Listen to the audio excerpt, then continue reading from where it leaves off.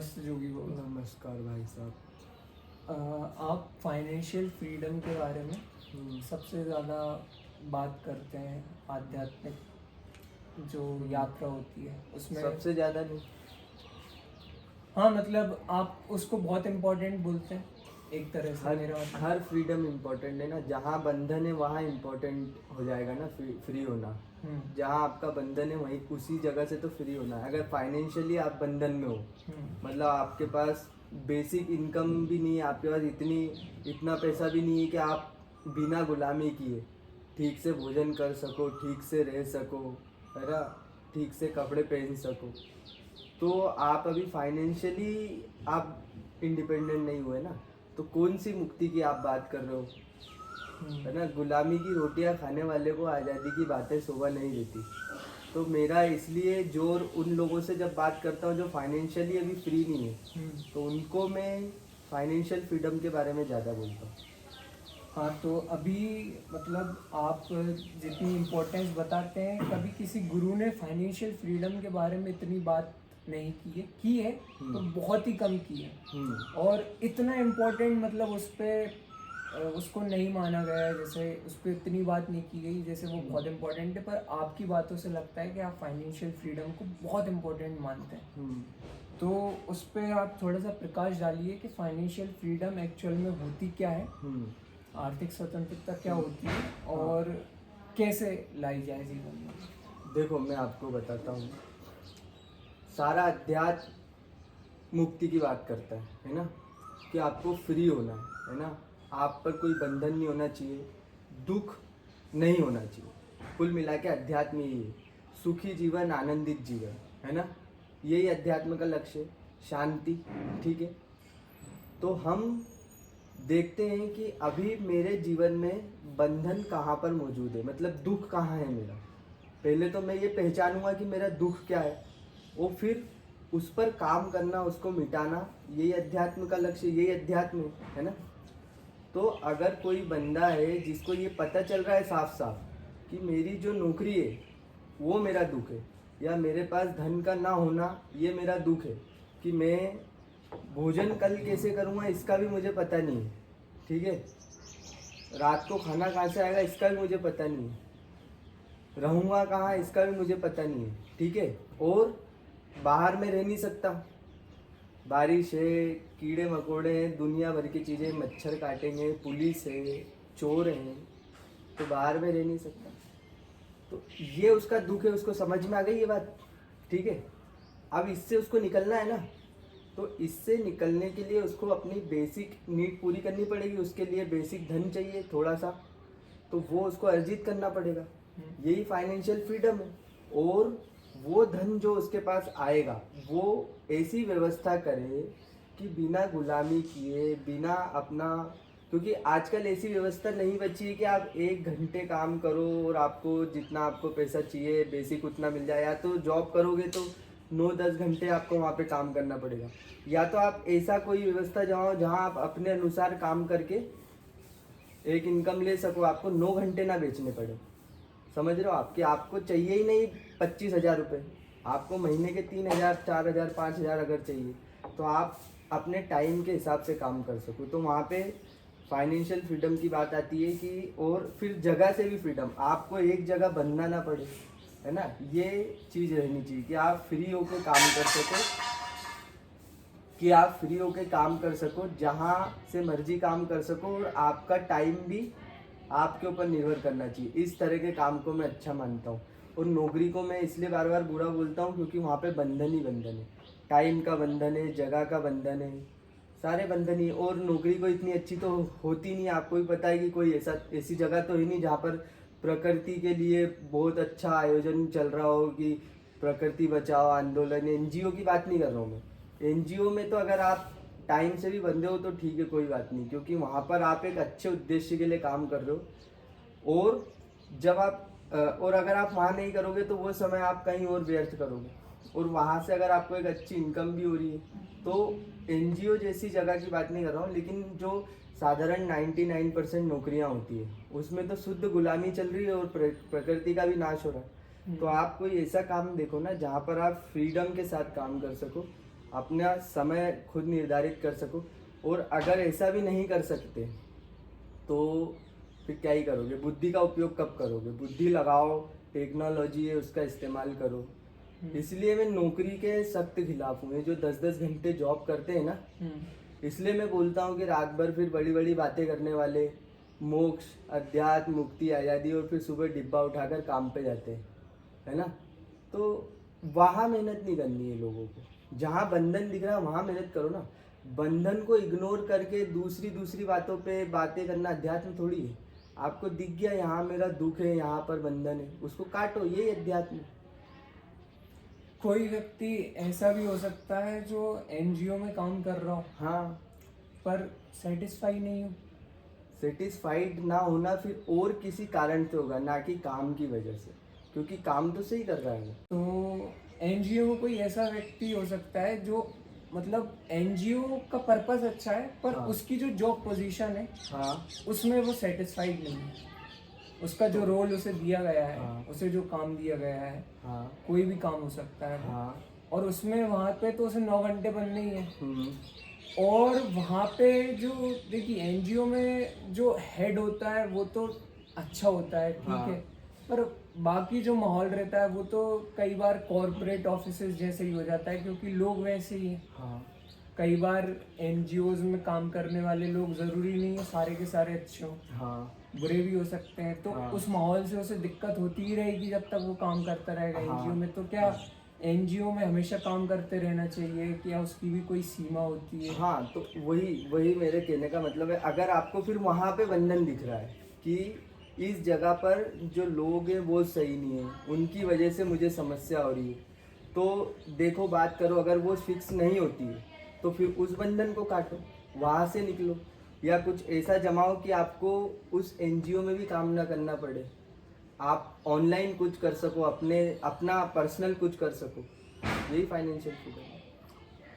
तो एक व्यक्ति है जिसके पास ये ऑप्शन है, या तो वो किसी अच्छे काम को कर सके, हाँ पर उसमें भी उसे दिक्कत है, और उसे कहीं ना कहीं फाइनेंशियली फ्री होना है, और उसके दिमाग में चल रहा है कि थोड़ा ज़्यादा पैसा सेव होना चाहिए मेरे पास, फाइनेंशियल फ्री। अच्छा हाँ, मैं ये पूछना चाह रहा हूँ कि सेविंग्स जो रहती हैं वो फाइनेंशियल फ्रीडम में कितनी इम्पोर्टेंट है? सेविंग फाइनेंशियल फ्रीडम में बहुत इम्पोर्टेंट है। देखिए, फाइनेंशियल फ्रीडम का मतलब बता देता हूँ मैं। एक्चुअल जो अल्टीमेट जिसको बोलते हैं कि फाइनेंशियली फ्री हो गया बंदा, अब इसको पैसों के बारे में सोचना ही नहीं है बिल्कुल भी। आप पहले पता करो कि आपकी बेसिक नीड्स कितनी है, आपके खर्च कितने महीने के, जिसमें आप जीवन जी सकते हो सिर्फ, है ना। यहाँ पे हम इच्छाएं पूरी करने की बात नहीं कर रहे हैं, भोग विलास की बात नहीं कर रहे। और कोशिश करो कि इच्छाएं एकदम कम से कम हो, मतलब आपकी जो जरूरतें हैं वो भी खींच के आप कम कर सको। और फिर देखो कि उतना जो धन है आपके पास इस तरह से आए कि आपको उस धन का विचार न करना पड़े। मतलब आप समझ रहे हो, कोई ऐसी व्यवस्था, कोई ऐसा काम जमाओ कि वो काम खुद से होता रहे। दिमाग लगाना ना, इसीलिए हम शारीरिक श्रम की बात करते हैं, मानसिक श्रम इसमें लगता है। और जो बोलते हैं ना मुक्ति के लिए आपको संघर्ष करना पड़ता है, मेहनत करनी पड़ती है, वो कौन सी मेहनत है? यही तो मेहनत है। पहले जो ऋषि मुनि हुआ करते थे, जो भी संत थे, जब हमने खेती करना सीखी उस समय हम फाइनेंशियल फ्री हो गए थे एक तरह से, क्योंकि हमको फिर भोजन का विचार नहीं करना पड़ता था। एक बार खेती करी, साल भर का भोजन मिल जाता था। और उसके बाद फिर जब हम रोटी से हमारा दिमाग हटा, तभी तो हमने अंदर झांका, है ना, अपने मन की प्रवृत्तियों को देखा, दुनिया को समझने की कोशिश की। उसके पहले तो इंसान खाने की दौड़ भाग में ही लगा हुआ करता था। तो उसी तरह आज आपको खाने से पहले फ्री होना पड़ेगा ना। अभी आप खाने में ही अगर घुसे हुए हो तो आप क्या सोचोगे मन के बारे में और दुनिया के बारे में, और क्या आप आध्यात्मिक अपना सफर तय करोगे? और ये भी अध्यात्म का ही तो एक हिस्सा है ना, शुरुआती दौर है अध्यात्म का ही। इसी को अभी आप क्रॉस नहीं कर पाए हो तो आगे तो फिर क्या ही करोगे? मतलब ABCD आपको आई नहीं है, आगे आप बड़े बड़े गणित के सवाल हल करने की बातें कर रहे हो। तो इसलिए मैं बोलता हूँ कि वो फिर इतना पैसा आपके पास आप सेव करो, या वो सेविंग ना भी करो तो कोई ऐसा काम जमाओ कि आपके पास वो जो धन है जो आपको बेसिक नीड पूरी करने के लिए चाहिए। जैसे आप बता रहे हो एनजीओ में भी दिक्कत आ रही है, यहाँ भी दिक्कत आ रही है, वहाँ भी दिक्कत आ रही है, मतलब आपको या तो फिर जैसा आचार्य प्रशांत जी बोलते हैं कि अपना खुद का काम जमाओ, खुद का एनजीओ चालू करो, खुद का ऐसा अच्छा काम शुरू करो जिससे आपकी रोटी की व्यवस्था भी हो जाए।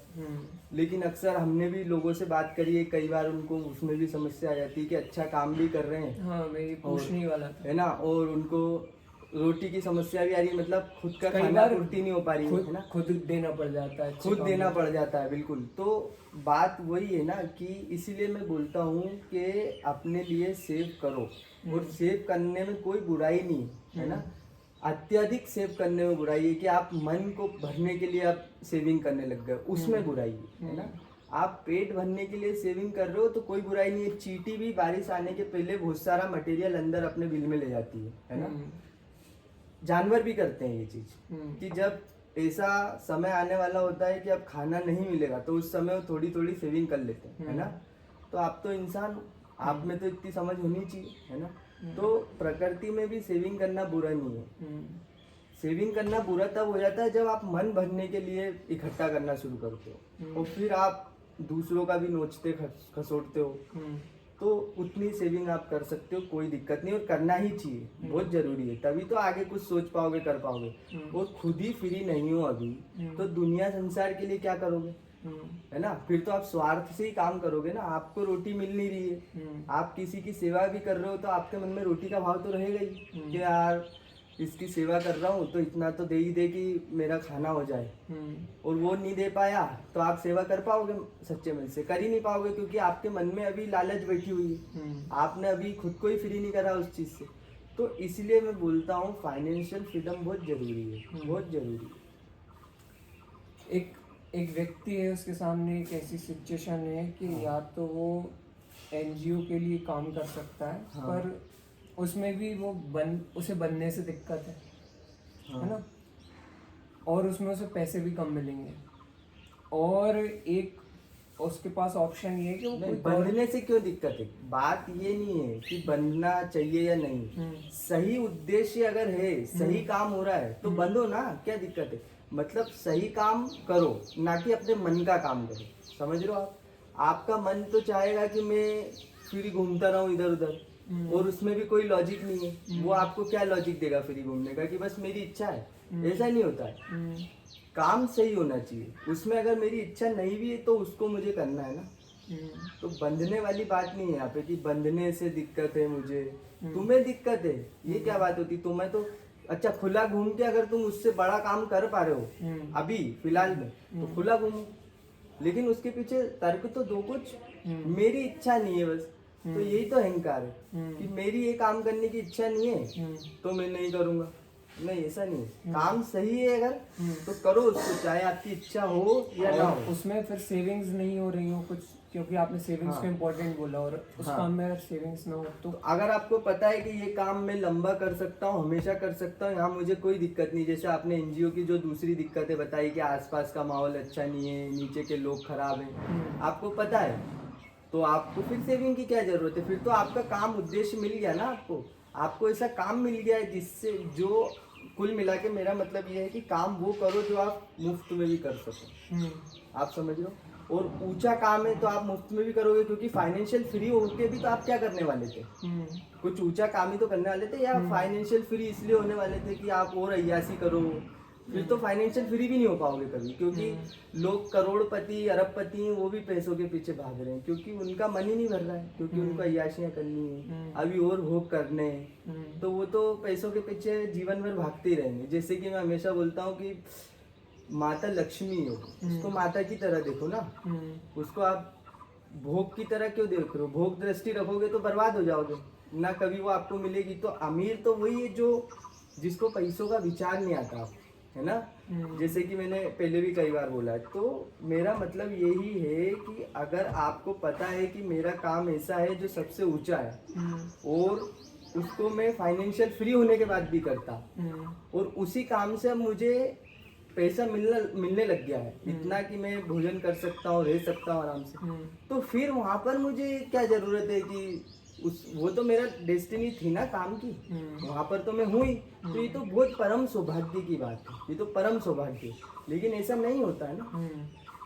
होता ही नहीं है ऐसा, बहुत रेयर है ऐसा होना। हम्म। तो वो अपवाद हो जाते हैं, उनकी हम्म। बात भी नहीं कर रहा हूँ मैं। हम्म। मैं उनकी बात कर रहा हूँ जो आम जगह घूम रहे हैं, ना नौकरी है ना कुछ है, जहाँ नौकरी है वहाँ बर्बादी चल रही है। जो आपका मालिक है वो भी दुनिया भर का मांसाहारी, बेविचारी, हर तरह का उसके अंदर काले गुण है ना, दुनिया का भी नाश करने में लगा हुआ। तो उसकी नौकरी करने से अच्छा है ना कि आप फाइनेंशियल फ्री हो जाओ, कुछ ऐसा जुगाड़ जमाओ कि आपका काम हो जाए। और यही संघर्ष है, यही मेहनत है, ये नहीं करनी है लोगों को। दूसरी आध्यात्मिक बातें करनी है ना, दुनिया भर की आध्यात्मिक भोग विलास करना है ना। आचार्य जी भी इस पे बोल चुके हैं, जैसे आपने बोला ना कि बहुत सारे गुरु नहीं बोलते, लेकिन आचार्य प्रशांत जी भी इस पे बोल चुके हैं। ओशो तो बोलते ही थे मैं अमीरों का गुरु हूँ। इसका मतलब यही है कि जो अभी जिनके खाने के लाले पड़े हुए हैं वो आध्यात्मिकता के लिए है ही नहीं, मतलब उनके लिए आगे की आध्यात्मिकता नहीं है। खाने की व्यवस्था करना, समझना कि मुझे कितना पैसा चाहिए, ये भी अध्यात्म है, बहुत छोटे स्तर का, नर्सरी क्लास में। और ओशो बोलते थे कि मैं बड़े बच्चों को पढ़ाता हूँ, मतलब जो उस नर्सरी से निकल गए। तो ओशो भी बोल चुके हैं, आचार्य प्रशांत ने भी बोला है कि बाहर सोओगे तो आजकल गार्ड घूमता है, इस कल्पना में मत रहना कि मैं कटोरा लेके जाऊंगा और अंदर से सुंदर स्त्री निकलेगी, मैं बोलूँगा भिक्षाम देही और वो खीर लेके आएगी। ये भी क्वेश्चन था मेरा कि क्या भिक्षा मांगकर या साधु संत बनकर मुक्ति नहीं पाई जा सकती आज के युग में? मुक्ति नहीं पाई जा सकती मतलब आप बार बार भागकर मुक्ति पे चले जाते हो। मैंने आपको बहुत देखा है, पहले भी मैं आपको मुक्ति के विषय में बहुत समझा चुका हूँ कि मत करो मुक्ति की बात फालतू में। मुक्ति को मत देखो, बंधन को देखो ना। आपका बंधन आपको दिख रहा है कि मेरे पास धन नहीं है, ये मेरा बंधन है।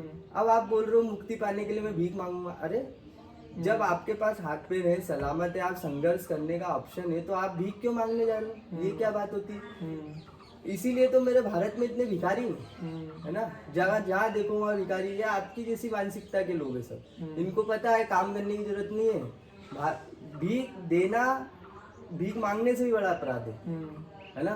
तो ये भिखारी पंथी बंद होनी चाहिए। आप मेहनत करो, आप कमाओ, क्योंकि जो आपको दे रहा है वो भी तो कहीं से कमा के दे रहा है ना, है ना। तो इसीलिए जो यंग जो जवान लोग हैं जिनके हाथ पैर अच्छे चलते हैं, इनको जूते मारने चाहिए अगर ये भीख मांगने आए तो, है ना।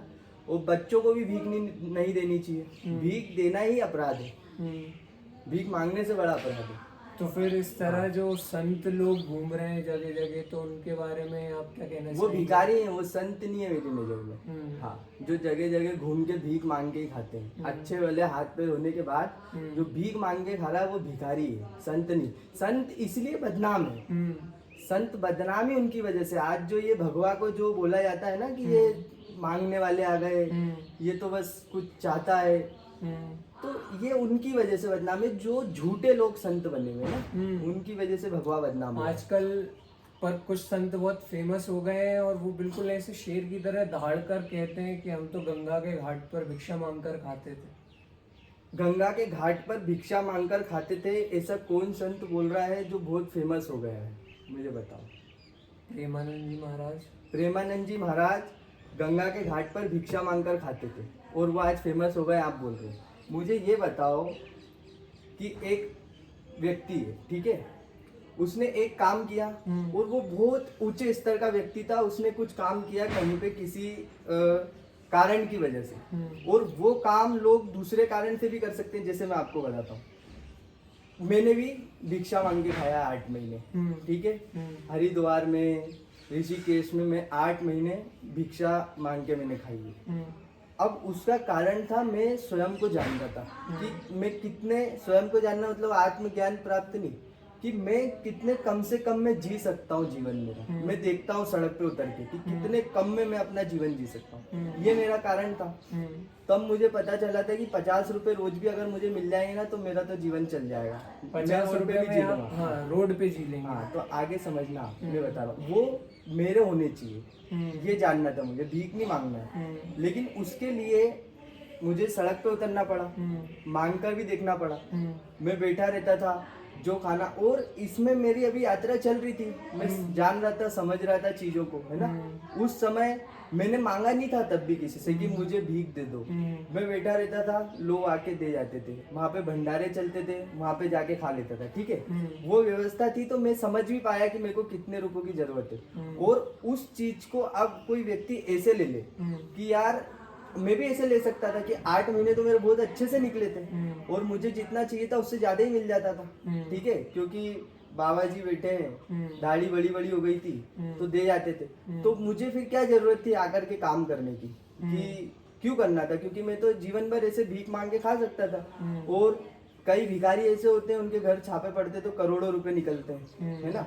फिर क्यों काम करना शुरू किया मैंने। अब उस चीज को अगर कोई गोल बना ले कि ये तो बहुत अच्छी चीज है, मांगो और खाओ, तो फिर काम कौन करेगा, सब मांग के खाएंगे ना। तो प्रेमानंद जी महाराज और कोई बहुत बड़े संत जैसे बुद्ध भी भिक्षा मांगते थे, है ना। तो उनकी चेतना का स्तर एक उस लेवल पे पहुंच गया था कि वो इस तरह से मांगते थे कि जैसे कोई छोटे बच्चे से लड्डू मांगे और छोटा बच्चा मना कर दे तो हंसेगा वो, है ना। मतलब और उनको अब जीने की कोई चाह नहीं बची है, वो अब दुनिया के लिए जी रहे हैं, वो दुनिया हो चुके हैं, तब वो घूम रहे हैं और वो उस लेवल पे जाके मांग रहे हैं। जैसे छोटे बच्चे से कोई 1 रुपया मांगे उसके मजे लेने के लिए, ना। और आम आदमी जब भीख मांगता है, उसको धिक्कार दे कोई, तो उसका अहंकार टूट फूट के छिन्न हो जाएगा, और उस समय वो बहुत दुखी होगा, और उस समय वो सोचेगा कि इससे अच्छा तो काम ही कर लिया होता, है ना। बुद्ध ये थोड़ी सोचेंगे, बुद्ध को तो दुनिया अगर देगी तो दुनिया का भला है, दुनिया नहीं देगी तो बुद्ध अपना चले जाएंगे। तो उस लेवल पर जाकर बुद्ध मांग रहे हैं, और बुद्ध मांग भी नहीं रहे हैं, फिर बुद्ध है ही नहीं।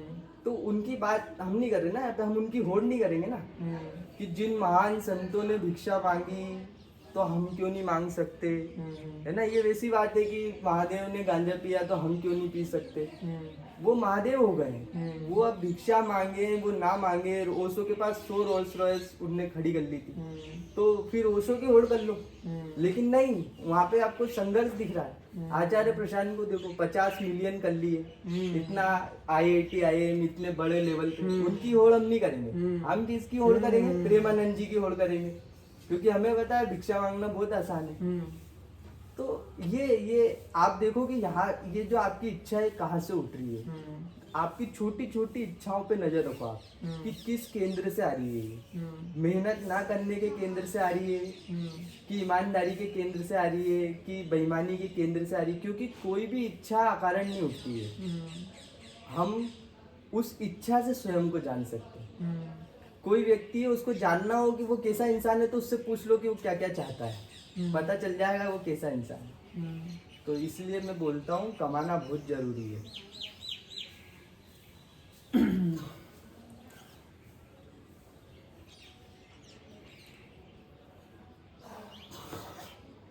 और एक क्वेश्चन ये था कि अब जो लोग फाइनेंशियली फ्री हो चुके हैं, हाँ, जो लोग बहुत पैसा है जिनके पास, बहुत पैसों की जरूरत नहीं है फाइनेंशियली फ्री होने के लिए, है ना। ओके, हाँ, आपके खर्चे निकल जाए और इसके लिए बहुत पैसा नहीं चाहिए, बहुत कम पैसों में भी हो जाए। हाँ, तो जो फाइनेंशियली फ्री हो चुका है, हाँ, तो अब उसे क्या करना चाहिए, उसका अगला कदम क्या होना अब उसको चाहिए? देखना चाहिए।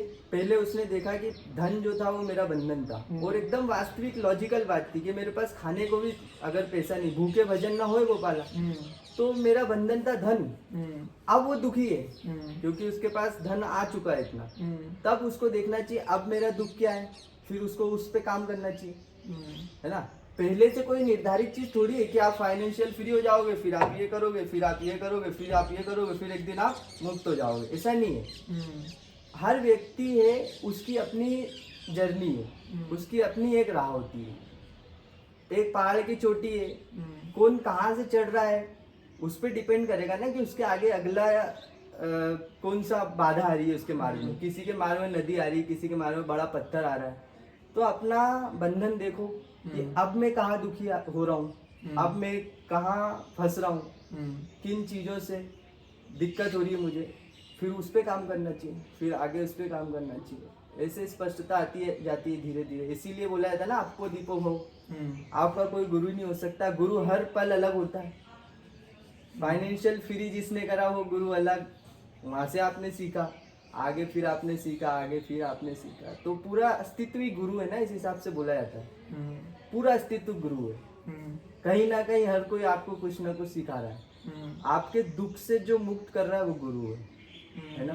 तो इसलिए फिर आपको आगे अपना बंधन देखना है कि क्या बंधन है, और फिर उसके आगे मुक्त होना है आपको उससे। एक सवाल ये था कि कोई व्यक्ति है हाँ जिसके घर वाले अमीर हैं, ठीक है, और उसे वो पैतृक संपत्ति मिल सकती है, ठीक है, तो एक तरह से अगर वो उसे मिल गई तो वो तो फाइनेंशियली फ्री हो जाएगा, ठीक है, ठीक है। और वो भोगविलास भी नहीं करना चाह रहा, ठीक है, वो बस अपना रोटी और रहना और अपनी आध्यात्मिक यात्रा चालू करना चाहता है, वो दुनिया के लिए कुछ करना चाहता है। हाँ ठीक है। तो वो उसे वो पैतृक संपत्ति लेनी चाहिए या नहीं लेनी चाहिए? मैं अब आपको यहाँ पे एक बात और बता देता हूँ। एक व्यक्ति है जो भोग विलास नहीं करना चाहता, दुनिया के लिए कुछ करना चाहता है, ठीक है। अब उससे ये देखना चाहिए दुनिया तो बहुत बड़ी है ना, दुनिया कितनी विराट है, और वो एक इतनी सा जरा सा बारीक सा व्यक्ति है, ठीक है। तो वो अपने लिए कुछ नहीं कर पा रहा, समझना इस बात को, इसीलिए उसकी दृष्टि पैतृक संपत्ति पर है, यही कारण है। नहीं तो वो खुद के लिए अगर कुछ कर सकता होता, उसमें इतनी हैसियत होती, उसकी काबिलियत होती, तो क्या उसकी दृष्टि होती पैतृक संपत्ति पर? वो मिल जाती, वो अलग बात है, अपने आप एक समय आने पर। कि जैसे कि मैंने कभी सोचा नहीं था मुझे हीरा मिलेगा, मैं चल के कहीं जा रहा था और मुझे एक हीरा पड़ा हुआ मिल गया, क्या मैं उस हीरे के भरोसे पे जीवन जी रहा था? नहीं। तो उसी तरह से वो व्यक्ति कभी उस पे नजर नहीं रखेगा, ना उसकी दृष्टि होगी, ना उसके बारे में उसका ख्याल भी आएगा पैतृक संपत्ति के बारे में। वो अपने लिए खुद अपने दम पे मेहनत करेगा और फिर फ्री होगा, है ना। क्योंकि पहले वो शुरुआत खुद से करेगा, क्योंकि वो दुनिया के लिए कुछ करना चाहता है और वो सच में कुछ करना चाहता है। और अगर पैतृक संपत्ति पे नजर है तो पहली बात तो वो खुद के लिए कुछ नहीं कर पा रहा, और वो मिलने के बाद भी दुनिया के लिए कुछ नहीं करेगा, वो भोग विलास ही करेगा, और वो अभी भी भोग विलास ही कर रहा है। नहीं कमाना ये अपने आप में भोग विलास है। आलस कि मुझे भोग विलास क्या है, कुछ ना करना पड़े, आलस, सो रहे हैं बस, है ना, कुछ ना करने की इच्छा, यही तो भोग विलास है। कि बस पड़े पड़े मिल जाए, सब मिलता रहे, कुछ करना नहीं है, काम भी नहीं करना है, अपने मन का होता रहे, चाहे उस मन का होने के पीछे कोई तर्क नहीं है, कोई बुद्धि नहीं है, कोई केंद्र नहीं है, बस वृत्तियों से वो जो मन हो रहा है, समाज ने जो मन बना दिया है, वो उसकी जो इच्छा है वो पूरी होती रहे, मैं सोता रहूं, यही तो भोग विलास है ना। तो वो तो अभी भी कर रहा है, अगर उसकी नजर पैतृक संपत्ति पे है तो, कि अभी कुछ नहीं करूंगा, फिर पैतृक संपत्ति मिल जाएगी, फिर उसके बाद अपना यही कंटिन्यू चलेगा। तो दुनिया के लिए कुछ करने वाले पैतृक संपत्ति पे नजर नहीं रखते, वो पहले खुद के लिए करते हैं और फिर आगे दुनिया के लिए भी कर पाते हैं। उनकी काबिलियत यहीं से तो पता चलती है। जैसे कि ये ऐसी बात है कि जैसे कोई व्यक्ति हो जो बोल रहा हो कि मैं दुनिया के लिए लड़ना चाहता हूँ, लेकिन मैं मेरे लिए तो नहीं लड़ सकता हूँ, वो मेरे पापा की बहुत अच्छी बॉडी है तो वो मेरे लिए लड़ लेंगे, तो मुझे क्या जरूरत है जिम जाने की, और मैं अपने लिए क्यों नहीं लड़ रहा हूँ, क्योंकि मैं दुनिया के लिए लड़ना चाहता हूँ। अरे है ना, वैसी बात कि पहले तुम्हें अगर दुनिया के लिए लड़ना है तो पापा की बॉडी को देखना छोड़ो, खुद की बनाओ, खुद के लिए लड़ो, फिर तुम दुनिया के लिए लड़ पाओगे ना, है ना। समझ रहे हो आप, ये है इसका मतलब। और एक उस व्यक्ति के सामने एक ऐसी सिचुएशन है कि वो, पहली बात तो आप व्यक्ति की बात मत करो, अपनी बात करो। आप अपनी बात कर रहे हो ना, हाँ, बीच में कुछ सवाल तो मेरे भी थे। अपने बोला करो कि ये मैं आपकी बात सुन के मुझे ऐसा लगा तो ये मेरा विषय है, क्योंकि उस व्यक्ति को बुलाना पड़ेगा ना फिर यहाँ पे, क्योंकि आपको पता है मैं लोगों की तरह ऐसे ऑल ओवर बात नहीं करता हूँ कि सबके लिए जा रही है एक बात। अगर आप अपनी बात करो तो अपनी करो, तो फिर मैं आपसे कुछ प्रति प्रश्न तो कर पाऊंगा कम से कम, ये होता है ना। मेरे सिद्धांतों के मतलब आध्यात्मिक सिद्धांतों के खिलाफ जाकर, या फिर कुछ ऐसे मतलब अब जैसे मैं किसी ऐसी कंपनी के लिए काम करूं हाँ, जो मुझे पता ही नहीं है कि मतलब उसका, जैसे आप बोलते हैं कि आप जिनके लिए काम कर रहे हैं वो लोग भी तो अच्छे होने चाहिए ना। बिल्कुल, उनका काम भी अच्छा होना चाहिए। हाँ, पर कई बार ऐसा होता है ना कि हमें, हमारी जो कंपनी है वो अमेरिका में बैठी है, हमें पता ही नहीं है उसका मालिक कैसा है। ठीक है। तो उस कंपनी के लिए हमें काम करना चाहिए या नहीं करना चाहिए? बिल्कुल भी नहीं करना चाहिए। आप देखो कि देखो 3 तरह के काम होते हैं। पहला जो प्रकृति का भी नाश कर रहा है, और मतलब पहला जो प्रकृति का और सब जगह नाश फैला रहा है ना, उसको तो बिल्कुल ही डिनाई करो, छोड़ो, हटाओ। दूसरा काम होता है जो न्यूट्रल सा होता है, जो प्रकृति का इतना नाश भी नहीं कर रहा है और फायदा भी नहीं कर रहा है। ठीक है, पहला वाला तो फायदा तो भूल जाओ, नाश कर रहा है। तीसरा होता है जो प्रकृति को फायदा भी पहुंचा रहा है। ठीक है, ये तीसरा होता है। तो तीसरा वाला तो मिलना रेयर है। पहली कोशिश तो उसी की करो कि ऐसा कोई काम करूं जिससे प्रकृति को भी फायदा हो और मुझे भी फायदा हो। ऐसा कोई काम पूरी कोशिश करो, 100% पहले विचार करो कि ऐसा क्या कुछ किया जा सकता है। कम से कम में भी कर लूंगा, एकदम रो मर के कर लूंगा, ऐसा कोई काम हो सकता है। अगर नहीं है तो दूसरे वाले काम को देखो, दूसरा वाला काम तो मिल ही जाता है। ऐसा बिल्कुल भी जरूरी नहीं है कि दूसरा वाला काम बता दीजिए क्या? दूसरा वाला काम बिल्कुल मिल सकता है। देखो अब जैसे मैं अपने बारे में बता रहा हूँ। मैंने लोगों को फिटनेस, मैंने अपनी स्किल पहचानी की क्या थी कि मैं लोगों को फिट रख सकता हूँ, है ना, एक्सरसाइज बता सकता हूँ, डाइट बता सकता हूँ, वीगन डाइट बता सकता हूँ। तो मैंने एकदम कम से कम में बताना शुरू करा। पहले मैं यही काम जॉब करता था इसी के लिए, और आज भी मेरे जैसे बहुत सारे फिटनेस ट्रेनर जॉब में ही लगे हुए हैं। लेकिन क्योंकि मुझे फ्री होना था, और जॉब में सैलरी होती 12,000, 10,000, मुश्किल से मुश्किल 15,000, जिससे फिर मुझे नहीं लगता था निकल पाऊंगा। फिर मैंने उसको सोचा कि मैं कैसे लोगों को ऑनलाइन इस चीज़ को बताऊं, ज़्यादा लोगों को जोड़ूं। तो वहाँ मैंने फिर बुद्धि का इस्तेमाल करा और फिर ऑनलाइन बताना शुरू करा। अब इसमें प्रकृति को फ़ायदा भी हो रहा है। मैं लोगों को वीगन बना रहा हूँ। एक व्यक्ति था पहले मांस खाता था, अब वो वीगन डाइट पे आ गया है। वहाँ से मुझे भी कुछ फ़ायदा हुआ, उसने मैंने उसको जो डाइट बताई, जो उसको रिजल्ट आया, उसने मेरे को भी कुछ पैसे दिए। तो इस तरीके से काम आगे बढ़ा ना मेरा।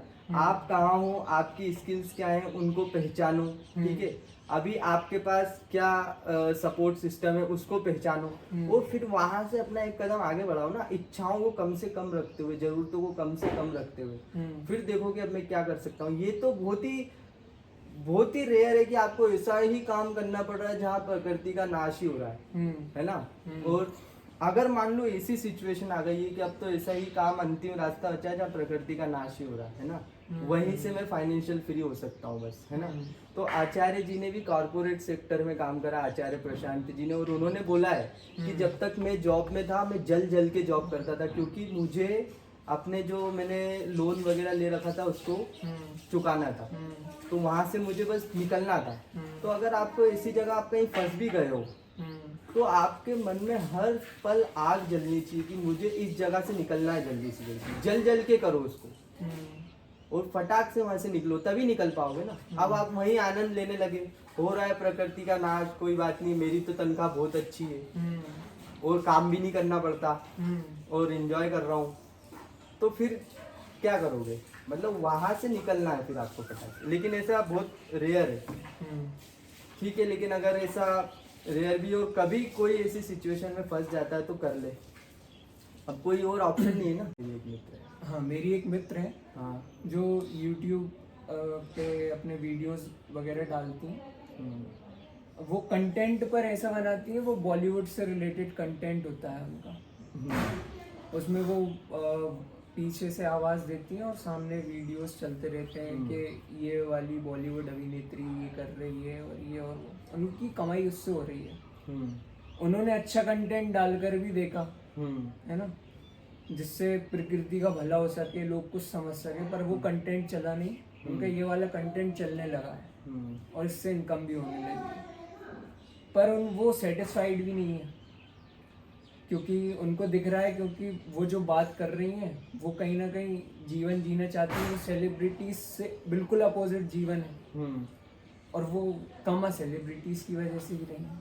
तो वो ये क्या वही करें? वाली ऑप्शन आपने बता दिया ना कि मेरे को तो एक आखिरी ऑप्शन यही दिख रहा है कि अब मैं प्रकृति का नाश करके ही कुछ अपने लिए सेव कर इसमें सकता हूँ। ये तो सेलिब्रिटीज वैसी का बात हो गई ना। वीडियो बनाने में प्रकृति का नाश कैसे नहीं, समझाएंगे? प्रकृति का नाश मेरे मतलब ये है कि आप जो काम कर रहे हैं हम्म, उससे लोगों पर क्या प्रभाव पड़ रहा है। सेलिब्रिटीज को आप आगे पहुंचा रहे हैं जो कि पूरे तरह से भोग विलास को बढ़ावा देते हैं। हम्म, ऐसी एक छवि को आप और जनता तक पहुंचा रहे हैं। हम्म, तो कल को जो उन सेलिब्रिटीज के बारे में बच्चे जानेंगे, नए बच्चे, हम्म, क्योंकि आप यूट्यूब पे उनको आगे बढ़ा रहे हो, तो वो क्या आदर्श सीखेंगे उस चीज से कि मैंने इसको जाना, अब इसका लाइफस्टाइल जानूंगा ना, हम्म, क्योंकि वो तो अपना लाइफस्टाइल ही प्रमोट कर रहे हैं। हम्म, भोग करना, विलास करना, खूब भोगना, मांस खाना, यही सेलिब्रिटीज का काम है। हम्म, तो आप उनको आगे पहुंचा के जनता तक क्या कर रहे हो? हम्म, प्रकृति का सत्यानाश ही तो कर रहे हो। हम्म, इन लोगों को तो रोकने के लिए काम करना है ना। हम्म, तो ये प्रकृति का नाश ही हो रहा है। हम्म, तो मैं इसलिए बोलता हूँ कि वो काम बहुत आखिरी है, और वो मुझे तो नहीं लगता है कि वो करना पड़ेगा कि आपको प्रकृति का नाश करके आप पैसा कमा सकते हो। ऐसा नहीं है, हम्म, ऐसा बिल्कुल भी नहीं है। हम्म, पहले भी 2 ऑप्शन है, अगर आप 100% अपना दोगे ना उसमें, तो आपको उसमें ही कुछ मिलेगा, 100% मिलेगा। हम्म, अब यही बात है कि मतलब मैं जॉब नहीं दे सकता हूँ ना लोगों को, मैं बात बता सकता हूँ क्योंकि मैंने खुद पे प्रैक्टिकल करा और मैंने लोगों को देखा है जो कर रहे हैं। तो ऐसा नहीं है ना, आप 100% यदि दोगे तो बिल्कुल मिलेगा काम। ये तो बिल्कुल नहीं है कि मुझे किसी, ये तो ऐसी सी बात है कि मैं किसी ऐसे रेगिस्तान में फंस जाऊं जहाँ खाना ही नहीं है, मुझे मांस ही खाना पड़ रहा है ना। तो ये तो ऐसी ऐसी एक कथा हो जाती है। आप जहाँ हो, मुझे नहीं लगता आपको मांस खाने की जरूरत है, ये वैसी बात है। और अगर कोई बोल रहा है मैं तो मांस ही है, मेरे पास तो कुछ और है ही नहीं, तो वो बेईमान है, पक्का बेईमान है। उसने सब्जी ढूंढी नहीं है, फल ढूंढे नहीं है, उसने शाकाहारी ऑप्शन ढूंढे नहीं है, पक्का नहीं तो मिलते। सब शाकाहारी हैं, वो अकेला कैसे मांस खाना पड़ रहा है उसको, समझ रहे हो आप? तो प्रकृति का नाश करके ही कमाना ऐसा जरूरी नहीं है, ऐसा होता भी नहीं है। आपने एक बात बोली कि व्यक्ति को कम से कम में संतुष्ट होना चाहिए। तो संतुष्ट मतलब क्या? कि वो व्यक्ति अब कम से कम में उसने रहना चालू कर दिया पर उसको जीवन नीरस लगने लगा, फिर मैं आपसे बोल रहा हूँ कि अध्यात्म मतलब समझदारी। मतलब इंसान देखेगा कि उसे कितनी चीजों की जरूरत है, उस हिसाब से वो चीजें लेके आएगा, ठीक है। अब उसकी असंतुष्टि का चीजों से क्या रिलेशन है, ये भी तो देखो ना। आप ऐसा बोल रहे हो कि कम से कम में जी कर संतुष्ट कैसे होगा वो, है ना, यही बोल रहे हो ना। तो मैं आपसे बोल रहा हूँ ज्यादा से ज्यादा में भी संतुष्ट कैसे होगा भाई? मैं अगर एक शर्ट में संतुष्ट नहीं हो पा रहा हूँ तो मैं 50 शर्ट में भी कैसे संतुष्ट हो जाऊंगा? क्योंकि मेरी संतुष्टि का लेना देना शर्ट से है ही नहीं। आप समझ रहे हो? तो चीजों पे संतुष्टि आपको नहीं डालनी। मैं ये नहीं बोल रहा हूँ कि आप कम चीजों में संतुष्ट रहिए, नहीं, मैं ये नहीं बोल रहा हूँ। मैं बोल रहा हूँ चीजें आप अपनी जरूरत के हिसाब से रखिए, उनकी जो उपयोगिता है चीजें उसलिए होनी चाहिए। शर्ट होनी चाहिए जो उसकी उपयोगिता है इसलिए, ना कि मेरा आनंद शर्ट से आ रहा है, ऐसा नहीं होना चाहिए कि मैं शर्ट से आनंद लेने की कोशिश करने लगूं। वरना फिर यही होगा कि मैं कपड़ों में उलझ जाऊंगा, है ना। फिर वही होता है कि नए कपड़े, ये वो, ये वाला ब्रांड, रेशम के कपड़े, जानवरों की खाल ओढ़ लो तब भी आनंद नहीं मिल रहा है, क्योंकि वो कपड़ों में अब आनंद ढूंढने लगा है, वो भोजन में आनंद ढूंढने लगा है। तो अब वो जानवरों को क्या, अब तो लोग इंसानों को भी खाते हैं कहीं कहीं पे, क्योंकि वो जीभ में आनंद ढूंढने लगा है। आदमी किस किस जगह पे आनंद ढूंढ रहा है ना, तो वो जहाँ आनंद ढूंढ रहा है वो जगह गलत है ना। क्योंकि सही होती तो अभी तक किसी को तो मिल गया होता ना इस दुनिया में। इन चीजों से किसी को भी नहीं मिला। तो ये चीजें उतनी ही रखें जितनी इनकी उपयोगिता है, जहाँ जहाँ इनकी जिस लिए उपयोगिता है, यही समझदारी है, इसी को अध्यात्म बोलते हैं। और फिर आनंद वहां ढूंढे जहाँ आनंद लोगों को मिला है ना, क्योंकि दूसरों से ही तो समझ रहे हो ना आप चीजों को। तो जो आनंदित हुए वो बता गए हैं कि आपका जो आनंद है वो मटेरियलिस्टिक चीजों में नहीं है, समझने में है ना।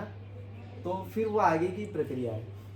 और सब लोगों से जब ये सवाल पूछा जाता है कि कम से कम आपको महीने का कितना खर्चा लगेगा, तो सब लोग अलग अलग आंसर देते हैं। तो आपके हिसाब से कोई आय फिक्स होती है कि 5,000 में आदमी संतुष्ट हो जाना चाहिए आपके हिसाब से, या 10,000 में हो जाना चाहिए, ऐसा कुछ?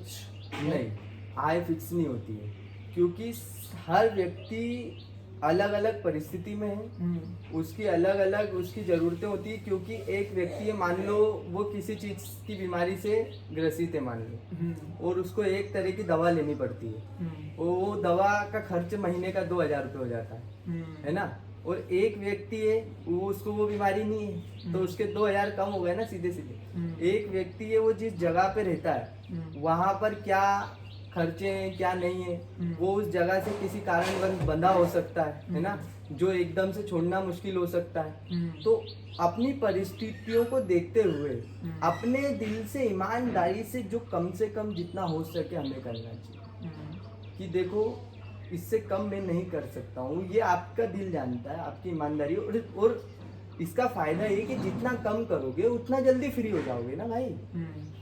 एक व्यक्ति है, वो 2,000 में जी सकता है, तो वो कितना ज्यादा खुश नसीब इंसान होगा। अगर हम अपनी ईमानदारी से कम नहीं बता रहे, जैसे कोई अपनी ईमानदारी से खर्चा बोले कि देखो मेरी तो सच में ईमानदारी से बता रहा हूँ 15,000 रुपये ही, मैं इससे कम नहीं कर सकता। ठीक है भाई, तेरी ईमानदारी तेरे साथ, तू ही दुखी होगा, तू ही परेशान होगा। तो वो 15,000 रुपये जमा महीने के फिर एक व्यक्ति है, वो 2 में खुश हो रहा है, तो वो तो बहुत जल्दी तेरे से पहले मुक्त हो जाएगा, तो फाइनेंशियली मुक्त। तो यही बात है ना कि वो अपनी ईमानदारी से देखे जहाँ वो है, जिस जगह पर वो है, कम से कम में कितना वो कर सकते। और एक सिचुएशन मेरे साथ भी रही है, और बहुत सारे मेरे मित्रों के साथ भी रही है। इसमें एक बात और बता देता हूँ, जैसे मान लो कोई शादीशुदा व्यक्ति है, उसका एक बच्चा भी है, तो अब वो बच्चे को तो नहीं छोड़ देगा, है ना।